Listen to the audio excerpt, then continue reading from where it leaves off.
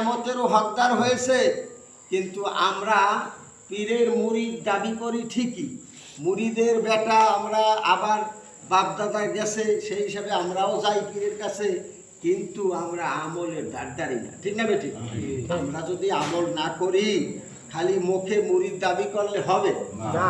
স্কুলে মাদ্রাসায় ভর্তি হইয়া যদি থাকি, পড়াশোনা না করি, পরীক্ষা না দেই, তাহলে ক্লাসে ওঠা যাবে না। আর ছাত্র বলে দাবি করা যাবে না, যাবে না।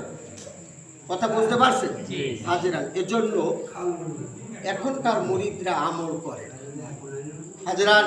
এজন্য আপনার আমার রাহাবার পীর ও মুর্শিদ, বর্তমান ফুরফুরার বদ্দিনিসিন পীর সাহেব হুজুর একজন পণ্ডিত মানুষ, নাকি বলেন?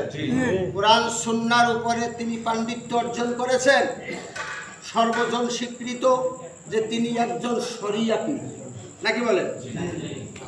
মারেফতের পীরের অভাব নাই, আছে নাকি? মারেফতের পীরের কোনো অভাব নাই, কিন্তু শরীয়তের পীর আপনি হাজারটা খুঁজলেও একটা পাবেন। বলি আলহামদুলিল্লাহ।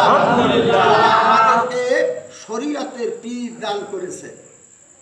আপনাদের মহাব্বতের মানুষ, কলিজার মানুষ, এইখানকার প্রতিষ্ঠা যিনি মেজো হুজুর পীর আবু ইব্রাহিম মোহাম্মদ উবাইদুল্লাহ সিদ্দিকী আল কুরাইশি রহমাতুল্লাহ আলাইহি,